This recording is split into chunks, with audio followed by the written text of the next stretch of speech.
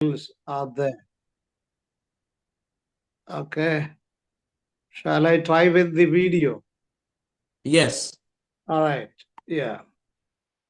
So, good evening and praise the Lord to all and each one. शाम का अभिवादन और सबों को प्रभु यीशु मसीह के नाम में जय मसीह की। The week before, we just prayerfully started to look into the epistle of the Hebrews. एक सप्ताह पहले हमने प्रार्थना पूर्वक इब्रानी के पत्री का अध्ययन का शुरू किए थे। And I hope that last week our beloved and esteemed brother Ansar Napani might have taught you something wonderful. और मेरी उम्मीद है कि पिछले सप्ताह भाई अनुसरण प्राणी ने आपको प्रभु के वचन में कुछ मनन में लेके गए। Thank you, thank you. And we saw that we have seen that this is a letter which begins like a sermon and ends like a letter. हम देखते हैं ये एक पत्री है, लेकिन एक प्रबंध के तौर पर शुरू होता है और एक पत्री के तौर पे समाप्त होता है। And there are two major themes we have noted. और इस पुस्तक में दो मुख्य मूल विषय को हमने देखा था।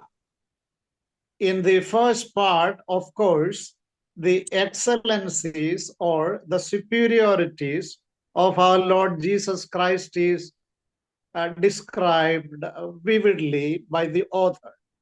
और इस इब्रानी के लेखक के द्वारा बहुत ही स्पष्ट रीति से और बहुत सी सुंदर रीति से प्रभु यीशु मसीह का श्रेष्ठता को दर्शाया गया है। And we also have seen the purpose of the letter. और हमने ये भी देखा था इस पत्री लिखने का उद्देश्य क्या था। It was written to show the Judaistic Christians or Hebrew Christians who came to the faith in Christ that Christianity is not a mixture of old Judaism and New Testament grace.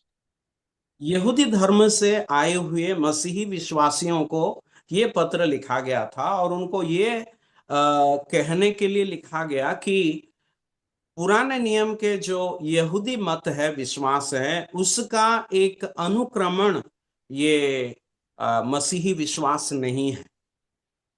And Christian faith is not at all a religion as well. और ये भी है कि मसीही विश्वास या मसीही मत वो एक इस्म या धर्म नहीं है। Christian faith is not a new religion, but it is a revelation from God. मसीही विश्वास जो है एक धर्म नहीं है, लेकिन परमेश्वर से एक प्रकाशन है। And secondly, there are also certain warnings giving to believers throughout this epistle that what is we are considering. और दूसरा इस पत्री में जो दिया गया है वो है लोगों को बहुत सारे चेतावनियां जिसे हम देख रहे थे। The first warning we have seen from chapter 2, verses 1 to 4. और सबसे पहला जो चेतावनी है वो दूसरा अध्याय के 1 से लेकर 4 आयतों के तक हम देखा था। There it is given two warnings. Number one, that you have to give much more attention or care so that you may not drift away, slip away from the words which you have heard. और हमने देखा था जो पहला चेतावनी वो है कि जो बातें हमने सुना है उसमें और भी मन लगाएं ताकि हम उसमें से बहकर दूर चले न जाएं। And along with that, the second aspect of the same warning, that if you neglect such a great salvation, how can you get rid of the impending punishment? और तो दूसरा हमने उसके साथ देखा था जो चेतावनी जो है कि अगर ये परमेश्वर से हमें दिया गया है स्वर्गदूतों के द्वारा, अगर इसे हम इससे निश्चिंत रहकर रहेंगे तो हम कैसे उद्धार पाएंगे। And we have seen a brief outline of this letter. इस पत्री का एक संक्षिप्त रूपरेखा को भी हमने देखा था। And also we have understood that to whom it has been written. और हमने ये समझा कि किन के पास इस पत्री भेजा गया था, लिखा गया था। And as we have looked into this first warning also. और जैसे कि हमने पहला चेतावनी को भी देखा, we have also seen why this is such a great salvation. What are the given reasons by which it says that it is a great salvation. और यहाँ पर जो उद्धार को बड़े उद्धार, ऐसे बड़े उद्धार करके कहा गया है, इसका कारण क्या है, उन बातों को हमने देखा था। 3 specific reasons are given here that the Lord started or declaring it first. और हमने देखा था 3 कारण, ये क्यों ऐसे बड़े उद्धार। सबसे पहला, ये प्रभु के द्वारा ही घोषणा किया गया था। And secondly, God has given his stamp and his signature through so many miracles and wonders. That's what we find in the book of Acts of Apostles. और हमने दूसरा देखा कि परमेश्वर अद्भुत कामों, चिन्हों और अद्भुत कामों के द्वारा अपने नाना प्रकार के सामर्थ्य के कामों को उसने देकर या दिखाकर उस पर मुहर लगाया था, जो हम प्रेरितों के कामों में देखते हैं।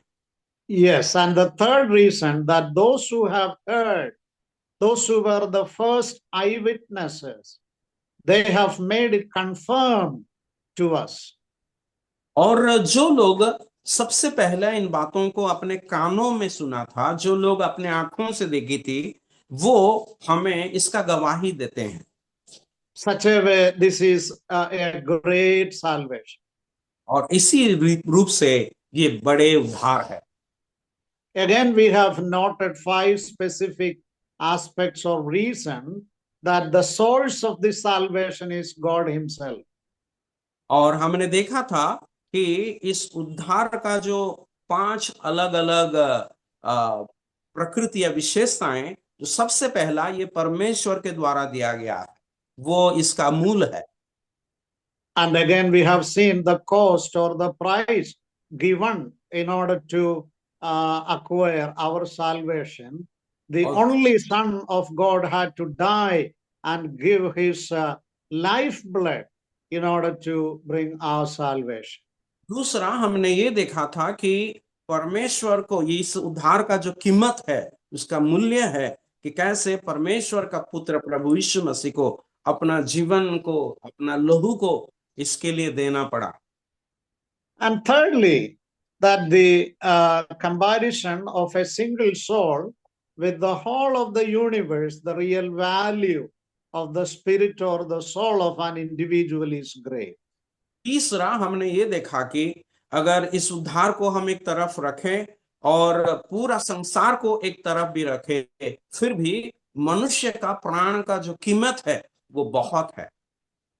And again, we have seen that the scope of the salvation is for all men, right from the first Adam till the last person who would be living on the surface of the earth. So the scope is so wide and it is so great. So the salvation is such a great one. हमने ये भी देखा था, इस उद्धार इसीलिए बड़ा है क्योंकि ये जो उद्धार है सब मनुष्य जाति के लिए, जैसे कि आदम से लेकर आखिरी व्यक्ति जो जन्म लेगा उसके लिए भी ये उद्धार काफी है। And also we have seen that Apostle Paul in Romans epistle, even in the very beginning, in the chapter 1, he says, gospel is the power unto salvation. So he was not ashamed of the gospel of Christ. और आखिरी में हमने देखा कि कैसे पौलुस Romeo के पत्री के अध्याय के 16 आयत में कहते हैं कि वो परमेश्वर के उस सुसमाचार के लिए लजाता नहीं, क्योंकि वो उद्धार देने में परमेश्वर का सामर्थ है। So, because of the power of salvation to save even such heinous sinners, so terrible and horrible sins committed people have been cleansed by the precious blood of Christ and become saint. Even in the history past, we can find so many. ये उद्धार इतना बड़ा है कि सबसे कठोर, सबसे तुच्छ, सबसे घिनौना पापी का भी उद्धार करता है जब वो विश्वास करता है। And again, we have seen how people of God can neglect such great salvation. और हमने ये भी देखा कि परमेश्वर के लोग कैसे ऐसे बड़े उद्धार से निश्चिंत रह सकते हैं। If we neglect the fellowship with God's people and also spending time in earnest prayer in the presence of the Lord, spiritually speaking, we are but neglecting our great salvation, the light of the spirituality granted to us. We are taking it for granted. और जब हम विश्वासी लोग, विश्वासी के तौर पर, जब हम प्रभु के लोगों के साथ संगति रखने से हम दूर रहते हैं या उनसे उतना समय नहीं देते हैं, इसका मतलब कि हम इस उद्धार से निश्चिंत रहते हैं। परमेश्वर ने जो कीमत दिया उससे हम निश्चिंत रहते हैं।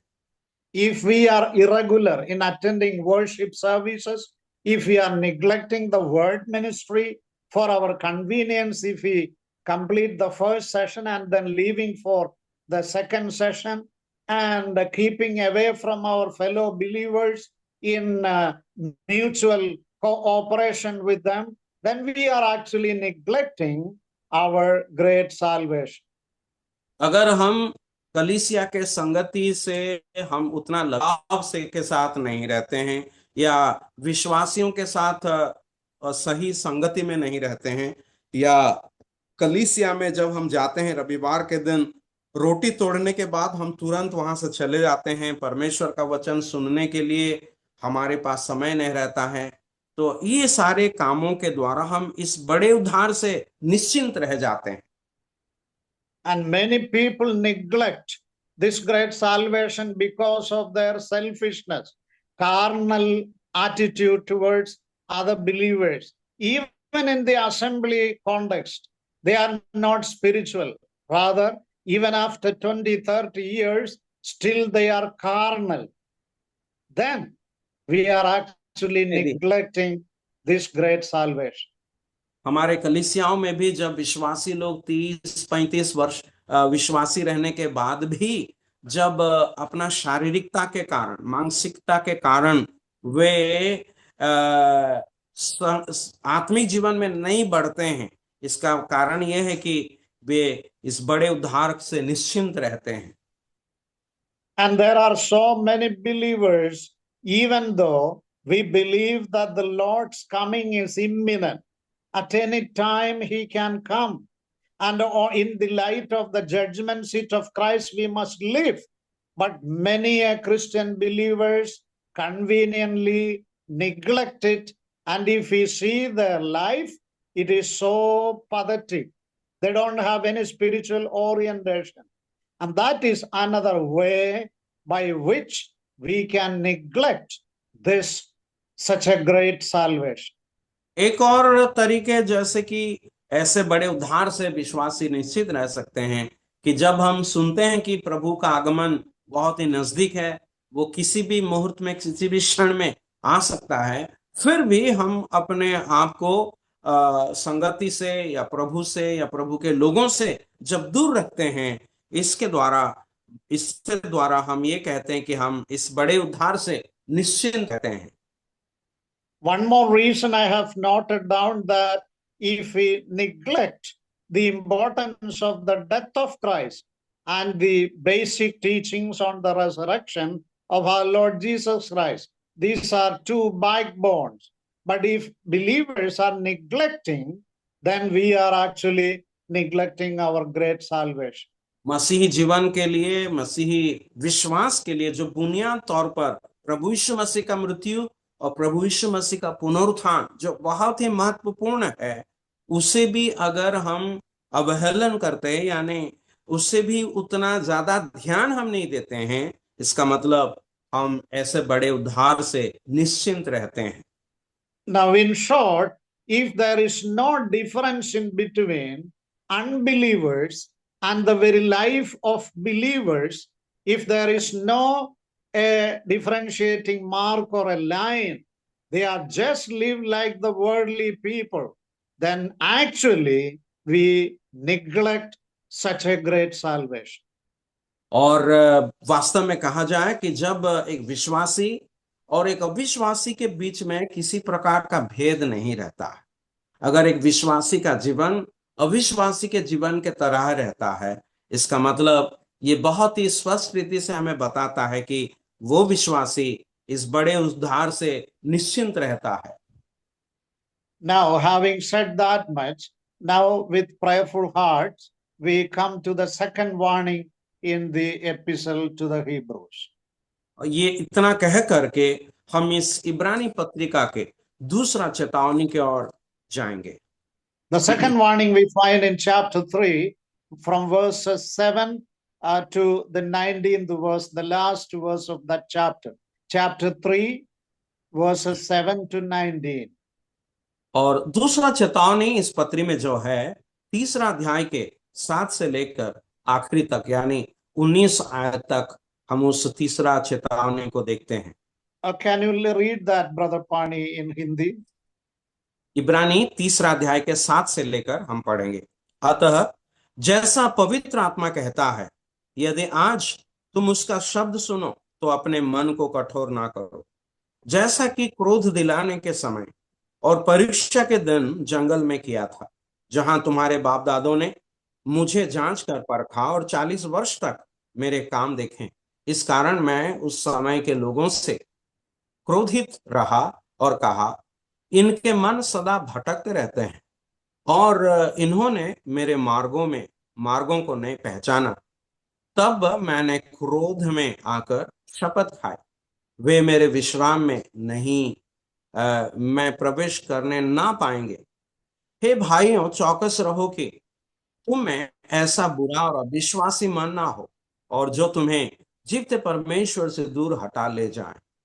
वरन जिस दिन तक आज का दिन कहा जाता है, हर दिन एक दूसरे को समझाते रहो, ऐसा ना हो कि तुम में से कोई जन पाप के छल में आकर कठोर हो जाओ, क्योंकि हम मसीह के भागीदार हुए हैं, यदि हम अपने प्रथम भरोसे पर अंत तक दृढ़ता से स्थिर रहे, जैसा कहा जाता है। यदि आज तुम उसका शब्द सुनो तो अपने मनों को कठोर ना करो, जैसा कि क्रोध दिलाने के समय किया था। भला किन लोगों ने सुनकर भी क्रोध दिलाया? क्या उन सब ने नहीं जो मूसा के द्वारा मिस्र से निकले थे? और वह 40 वर्ष तक किन लोगों से क्रोधित रहा? क्या उन्हीं से नहीं जिन्होंने पाप किया और उनके शव जंगल में पड़े रहे? और किसने शपथ खाई कि तुम मेरे विश्राम में प्रवेश ना करने पाओगे? क्या केवल उनसे नहीं जिन्होंने आज्ञा ना मानी? अतः हम देखते हैं कि ये अविश्वास के कारण प्रवेश ना कर सके। Now the last verse, to those who were disobedient. So we see that they were unable to enter into the Canaan rest because of their unbelief. आखिरी वचन में हम देखते हैं कि वो लोग अपने अविश्वास के कारण कनान देश में प्रवेश नहीं कर सके। Now this warning is against the unbelief or disbelief of the people of Israelites. और ये जो चेतावनी है इजरायलियों का अविश्वास के संबंध में है। Now, this is a warning. In order to bring this warning to the people of God or believers, the Holy Spirit is bringing the illustration of the people of Israelites. परमेश्वर के लोगों को यानी प्रभु के अब के लोगों को ये चेतावनी लाने के लिए इजरायलियों का उदाहरण पवित्र आत्मा यहाँ पर लाते हैं। They were under the bondage of Egypt, अब वे लोग मिस्र देश के बंधन में गुलामी में थे and the Lord has delivered them in and through the shed blood of the Paschal Lamb. और उस पैसह का मेमना के उस लहू के द्वारा परमेश्वर ने उन्हें छुड़ाया। We were sinners in this world because of the shed blood of the Lamb of God without blemish. We have been cleansed and redeemed. हम भी पापी थे इस दुनिया में, लेकिन परमेश्वर के जो निर्दोष निष्कलंक परमेश्वर का जो मेमना है, जो अपना निष्कलंक और निर्दोष लहू को बहाया, उसके द्वारा हमने छुटकारा पाया। They were separated from the curse of Egypt while they crossed the Red Sea, and then they joined towards Moses. So they were separated. Israeli लोग मिस्र देश के उस बंधन से और श्राप से वो लोग छुटकारा पाए जब वो लाल समुंदर को पार किए और मूसा के साथ जुड़ गए। They all were brought under the Mount Sinai, and thereby God has given the law. और उन सबों को परमेश्वर ने मिस्र देश से उस सिनाई पहाड़ की नीचे बुलाया और जहां पर परमेश्वर उन सबों के लिए व्यवस्था दिया। And if we read through book of Numbers, we find this quoted portion. What does it say? The rebellion of the people of Israel against Moses and their true living God, Jehovah. और वहां इस घटना को अगर हम गिनती के पुस्तक में देखेंगे कि लोग कैसे मूसा के खिलाफ और परमेश्वर के खिलाफ कैसे खड़े हुए और विद्रोह किए।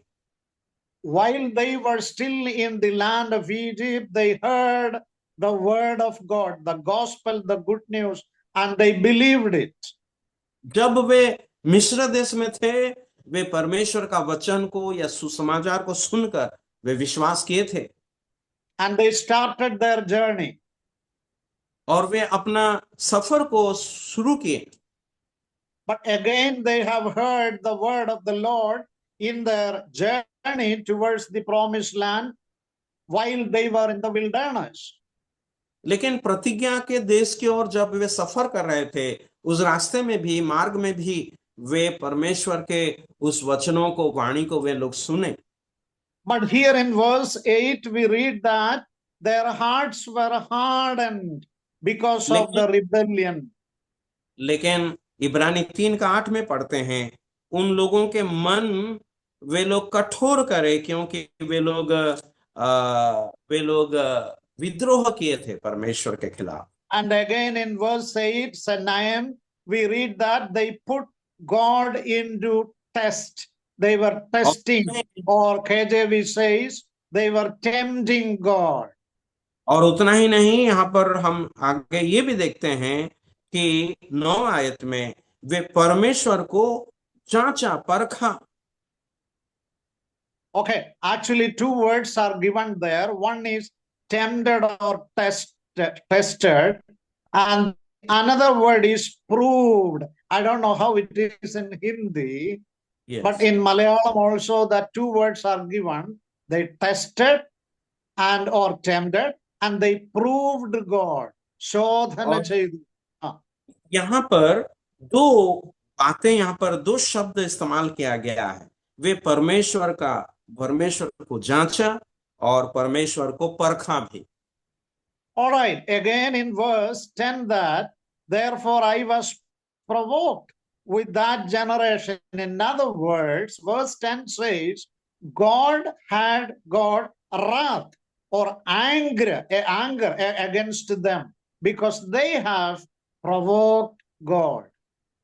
और यहाँ पर हम देखते हैं कि वे लोग अपने उस व्यवहार के द्वारा, 10 आयत में हम पढ़ते हैं, वे परमेश्वर को क्रोधित किए। Now, I have a son and I told him, don't play cricket. Okay? When you play cricket in the front yard, the glass of the window will be broken. मेरा बेटा है, बेटा को मैंने कहा कि घर के सामने क्रिकेट मत खेलना, क्योंकि जब तू खेलता है तो उस बॉल जो है आ, आ, उस खिड़की में जो कांच लगा हुआ है वो उसमें लगने से वो टूट जाएगा। One fine evening when I came back, I saw the whole windows glass are broken very nicely because the ball hit it and broken.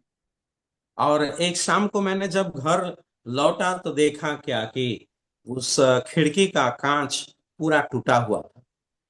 I warned him, don't do it, repeat it. I called a carpenter, he made it right.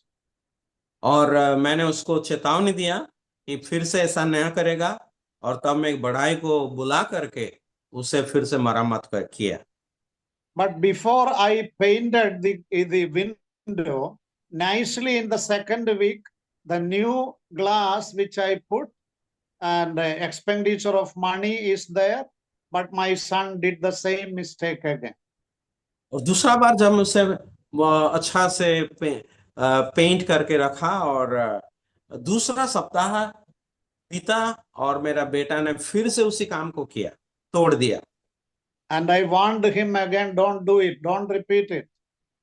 और मैं उसे फिर से चेतावनी दिया कि ऐसे मत कर। After 1 month, तीसरा समय, again he did the same thing. और एक महीना के बाद तीसरी बार वो फिर से वही काम किया और उस कांच को तोड़ डाला। And I severely warned him, next time I will take the stick and beat you very nicely without any mercy. लेकिन इस बार मैंने उसे कहा चेतावनी देकर कि अगर और भी तुम ऐसे करोगे तो एक डंडा लेकर तुम्हें अच्छा से दूंगा। For 1 month he was very nice boy, but one fine day when I was away from home in mission trip, then he brought his friends together. They were playing, and same way the glass was broken.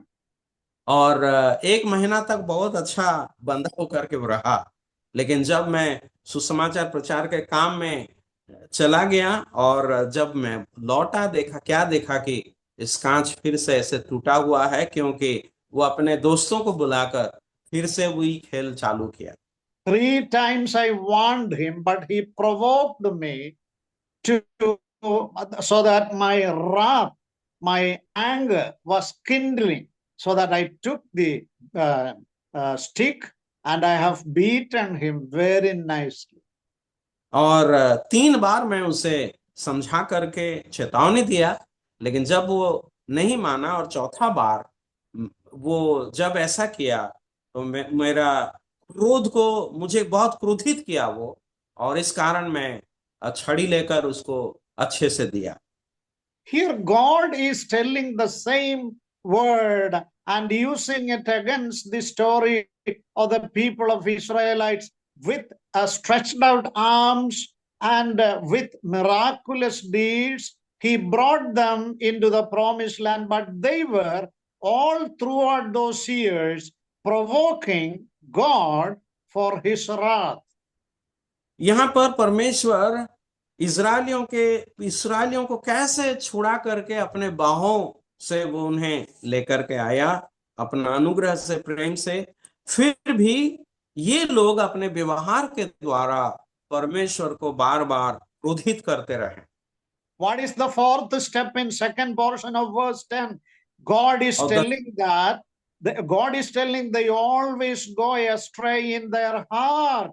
Before they use their feet to go away from God, in their heart they went astray from God. 10 आयत के दूसरा भाग में हम इस प्रकार देखते हैं कि पहले तो वे लोग पांव का इस्तेमाल करके, अपने पैरों का इस्तेमाल करके वे लोग भटकते थे, लेकिन अब यहाँ पर परमेश्वर कहते हैं वे मन से अभी भटकते रहते हैं। Yes, along with that, the Lord is telling they were a people who knew not his ways. और उसके साथ परमेश्वर कहते हैं ये लोग ऐसे लोग हैं जो मेरे मार्गों को नहीं पहचाने। Actually, the reference is from Sinai, from the foot of Sinai, it was only 13 days or 11 days. They could easily enter into the promised land. और वास्तव में कहा जाता है कि सिनाई पर्वत से कनान देश में प्रवेश करने के लिए 11 दिन का रास्ता है और वे बहुत ही आसान से उस देश में प्रवेश कर सकते हैं। They disbelieved God and they doubted God whether he can take them into the promised land. लेकिन वे परमेश्वर के उस प्रतिज्ञाओं पर, परमेश्वर पर वे अविश्वास किए। And they collected 12 people and then they sent them to the promised land, from each one from each tribe. और 12 गोत्र के लोगों से, हर गोत्र से एक एक व्यक्ति को चुनकर 12 लोगों को वे कनान देश के भेदी के रूप में भेजे।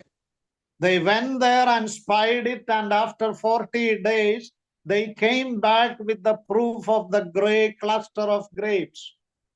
और वे लोग वहां से जा करके उस देश का उस अंगूर फल को लेकर के आए। And when they returned, they said, the cities are fortified.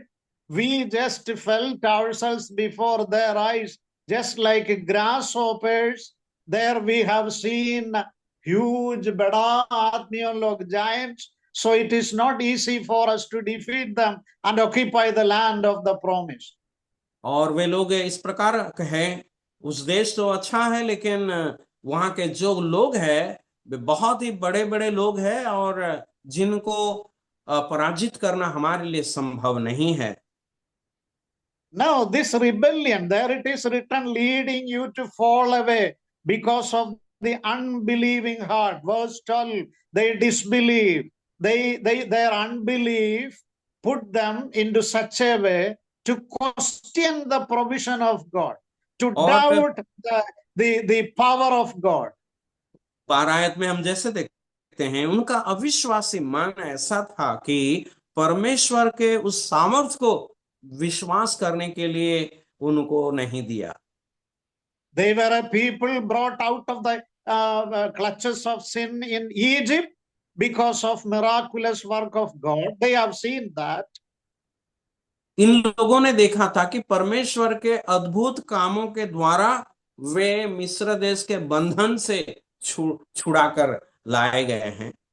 Okay, in the second sphere, we find that the Red Sea was divided into two, and Pharaoh, their enemy king, and his host, all his armies were drowned in the Red Sea. They have seen it with their own eyes.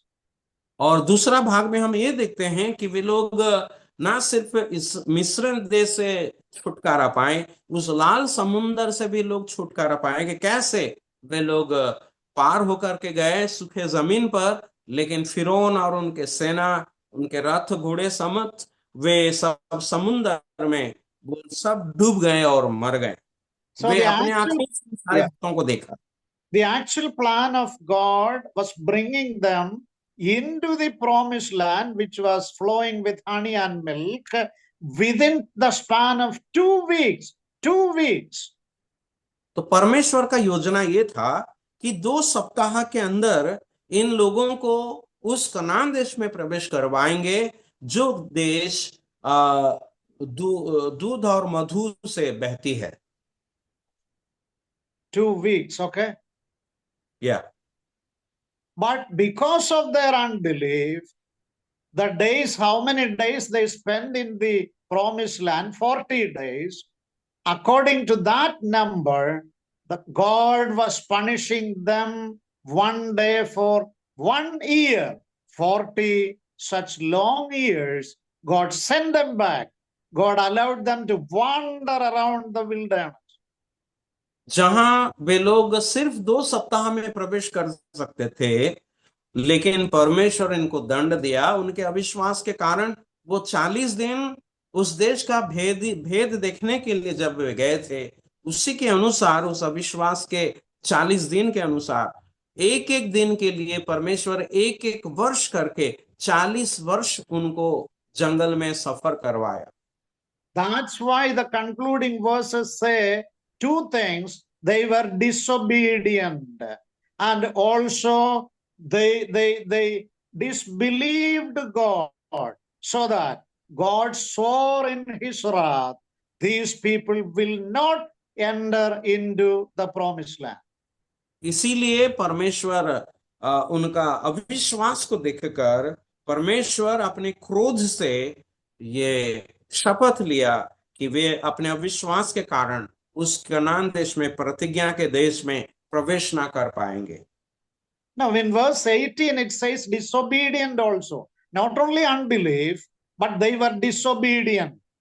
18 में हम ये भी देखते हैं उनका ना सिर्फ उनके अविश्वास, लेकिन उनके अनाज्ञाकारिता भी। Is it there, the word disobedient? Yes, आज्ञा ना मानी। Oh, thank you, thank you. These were the two reasons. ये दो कारण है, उनका अविश्वास और उनका आज्ञा ना मानना, यानी Why अनाज्ञाकारिता। they did not enter into the promised land?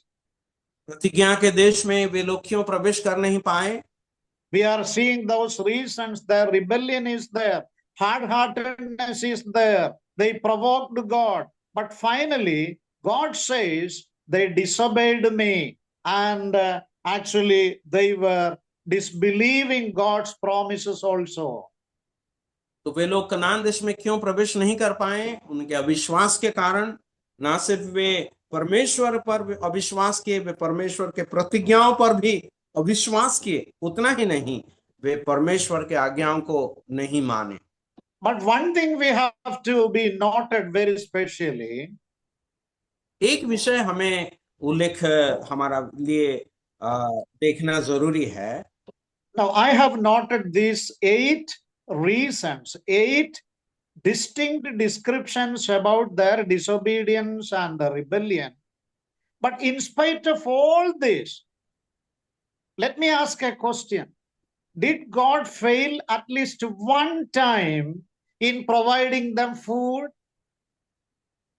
इनके जो अविश्वास और उनके अनाज्ञाकारिता को 8 उदाहरण मैंने देखा है, लेकिन मैं आपसे ये सवाल करना चाहता हूं, क्या परमेश्वर एक ही बार अपने काम करने में विफल रहा? No.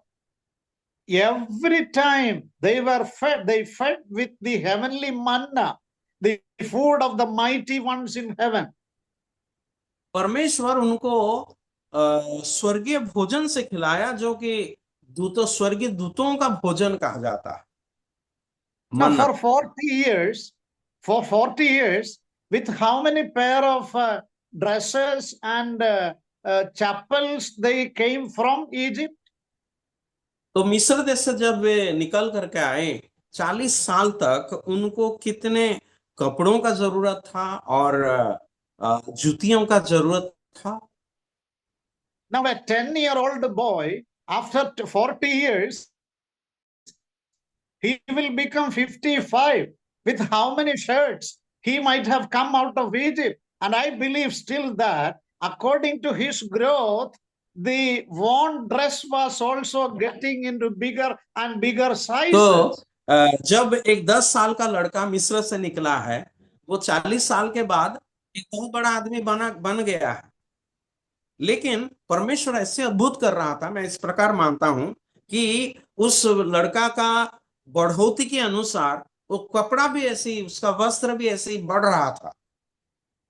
And the lace of their shoes were not rotten enough. और उनका जो जूतियां था वो भी खराब नहीं हो रहा था।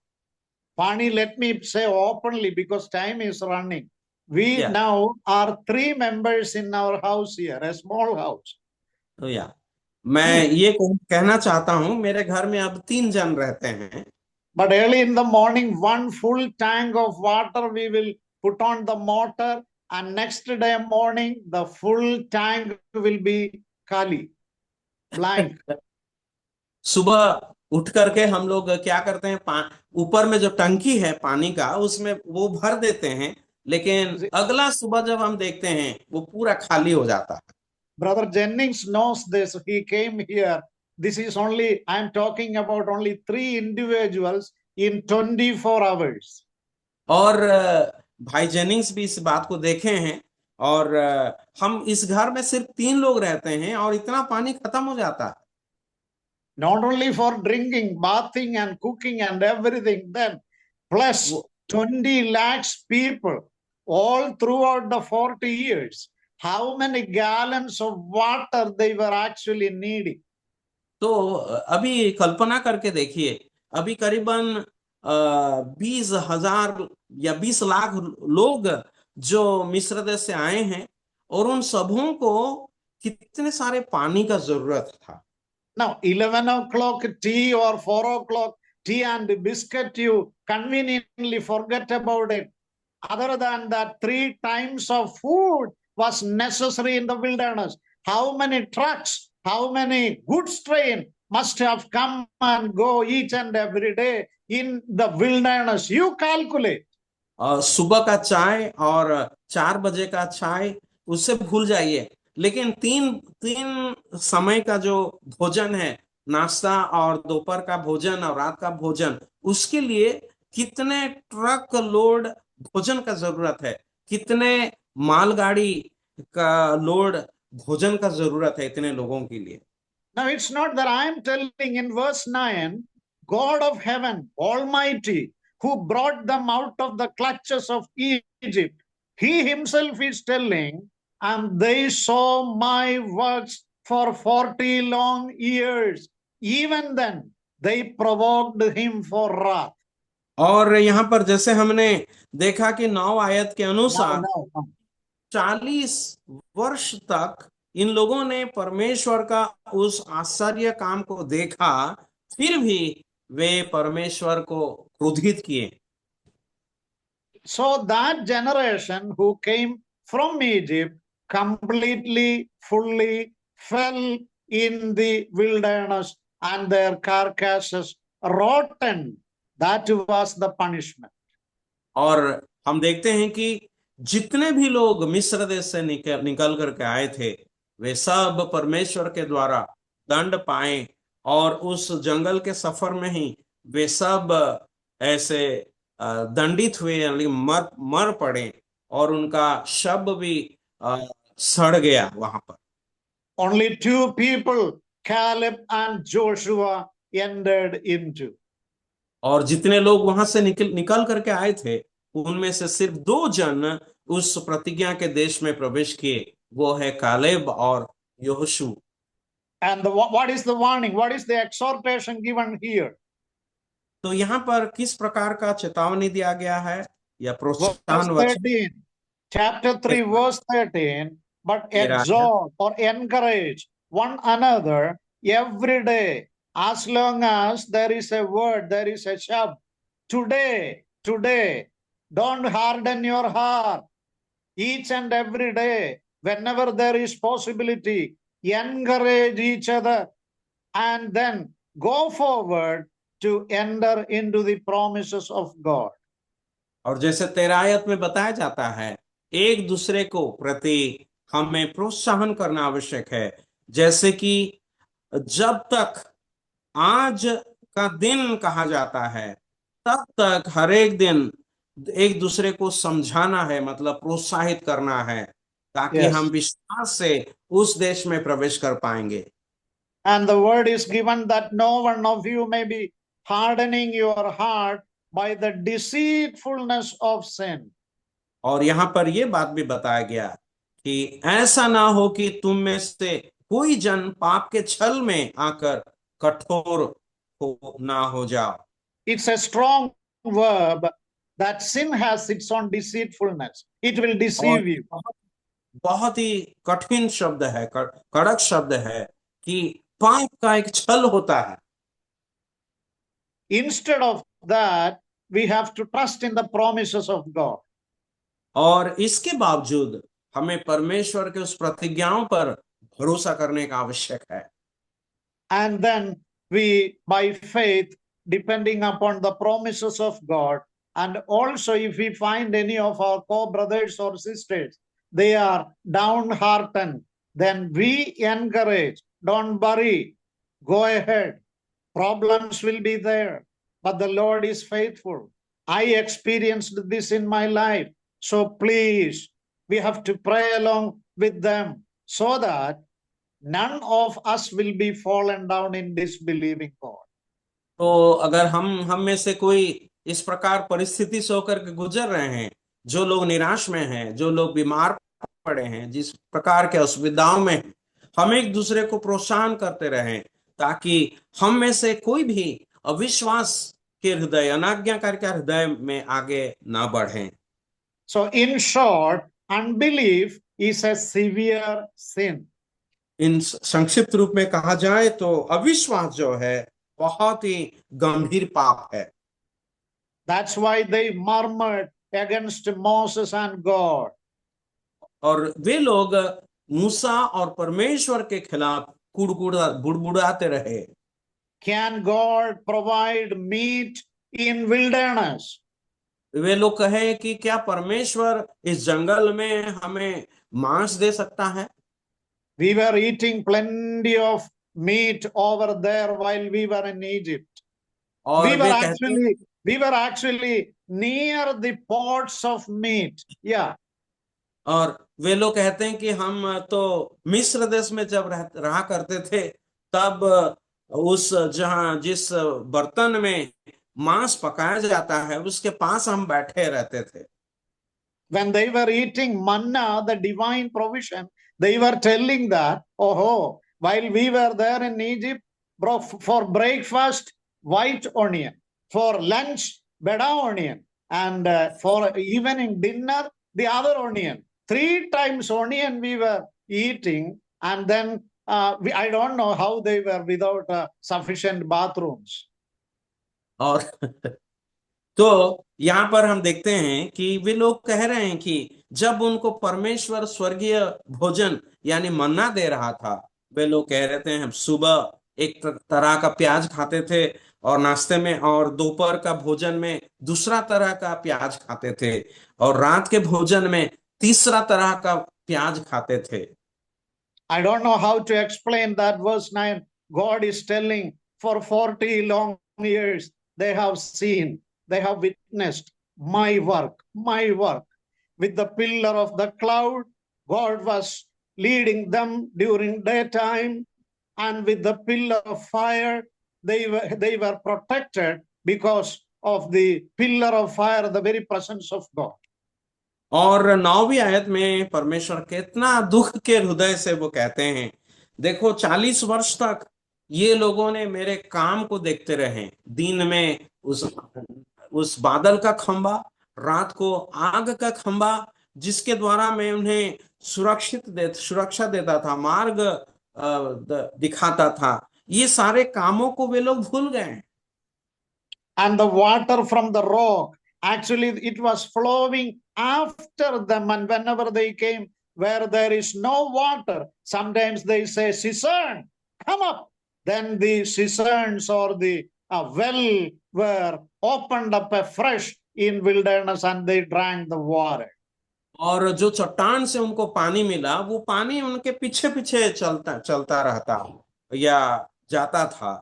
जहां जहां उनको पानी का जरूरत था, वे लोग कहते हैं कुएं तुम खुद के आओ, और वहां उनको पानी मिल जाता था। But still, even in spite of their doubt, in spite of their murmuring, in spite of they were trying to go back to Egypt, God was providing with all his blessings. In spite of their idol worship, in spite of rebellion against the authority, Moses, God was bearing them all through the 40 years. इनके अविश्वास के बावजूद, इनके विद्रोहता के बावजूद वे परमेश्वर को क्रोधित करते थे और मूसा के खिलाफ की बुड़बुड़ाते थे। फिर भी इसके बावजूद परमेश्वर इन 40 साल तक उन सबों को संभालता था, पालन पोषण करता था। Let us search our own hearts. आइए हम अपने अपने हृदय को जांचें। We are God's children. हम परमेश्वर के संतान हैं। We are redeemed by the precious blood of Christ. हम प्रभु यीशु मसीह के उस बहुमूल्य लहू के द्वारा खरीदे गए हैं। We are छुटकारा। baptized and we are separated from the world, which is Egypt. हम लोग बपतिस्मा लिए हैं और उस मिस्र देश से यानी पाप से हम लोग छुटकारा पाए हैं। And we have the Redeemer. और हमारा एक छुटकारा दिलाने वाला प्रभु है। Word of God is given in our hands. और परमेश्वर का वचन हमारे हाथों में दिया गया है। Time and again we are hearing the word. बार बार हम परमेश्वर का वचन सुनते रहते हैं। Verse 18, verse 16 tells that the word they heard, but they rebelled. हम 18 में पढ़ते हैं, वे परमेश्वर का वचन तो सुने लेकिन वे विद्रोह किए। Oh, what a terrible sin it was. कितना बड़ा पाप था ये, गंभीर पाप। But still God was faithful with them. फिर भी परमेश्वर उनके साथ विश्वास योग्य रहा। Let us also don't harden our heart, rather trusting in the promises of God, and be silent before God, and search our own hearts. Lord, if at all there is any disobedience, forgive us, cleanse us, and make us strong in our faith. Never ever, just like in the Garden of Eden, there may not be any disbelief or unbelief merging into our hearts. जब हम परमेश्वर का शब्द सुनते हैं, अपने अपने मनों को कठोर ना करें और हम कहें प्रभु से, हे प्रभु मुझे अविश्वास से छुड़ा, मुझे अनाज्ञाकारिता से छुड़ा, ताकि परमेश्वर हमें अपने राहों में चलने के लिए मदद करेंगे।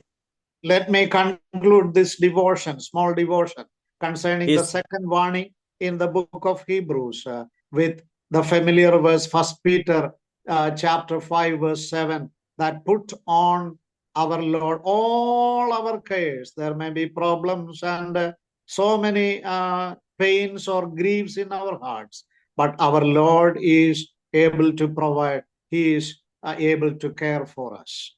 इब्रानी पत्रिका में दिया गया इस दूसरा चेतावनी को का जो मनन हमने किया या उसका ध्यान किया, उसे ये कहकर के मैं समाप्त करना चाहूंगा कि हमारे जीवन में जो भी दुख है, तकलीफ है, जो भार है, बोझ है, उसे पहला पत्रस के 5 अध्याय के 7वें आयत के अनुसार हमारी सारी चिंता के बोझ उस पर हम डाल दे, क्योंकि उसको हमारा चिंता है।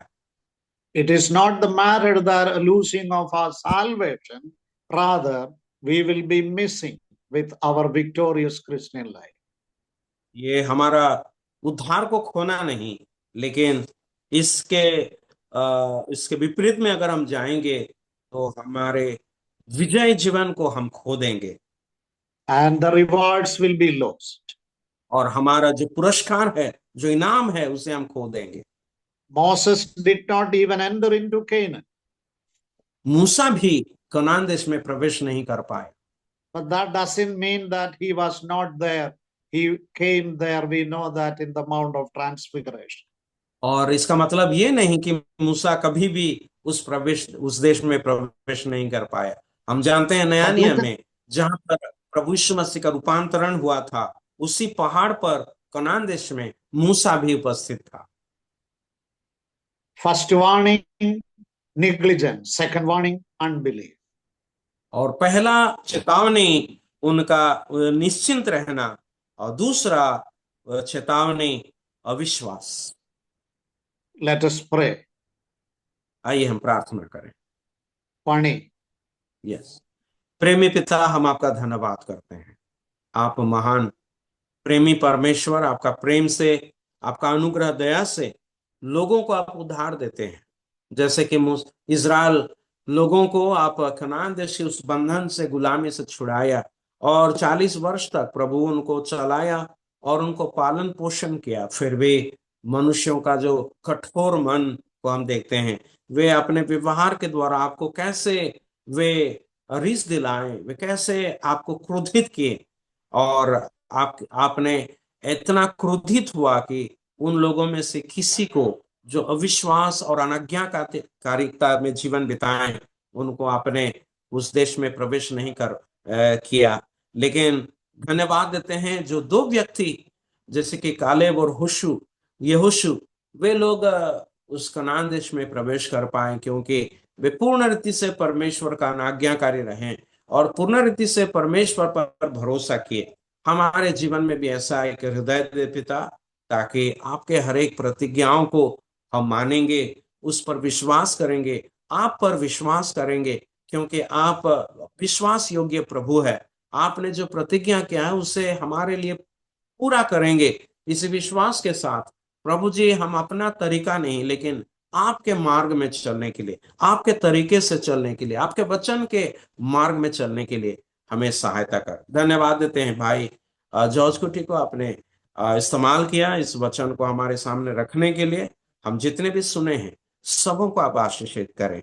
धन्यवाद देते हैं भाई जेनिंग्स के द्वारा, दरभंगा कलीसिया के द्वारा ये जो साप्ताहिक बाइबल अध्ययन का कार्यक्रम होता है, इसमें आप आशीषित करें, और जो लोग इन वचनों को अन्य समय में भी देखेंगे, सुनेंगे, वे भी आशीष पाएंगे अपने जीवन में। ऐसे सहायता करें। हम सबों को आप आशीषित करके आप विदा दे। प्रार्थना सुना, धन्यवाद देते हैं। उद्धारकर्ता प्रभु यीशु मसीह के मीठे और श्रेष्ठ नाम से मांगते हैं पिताजी, आमीन। आमीन।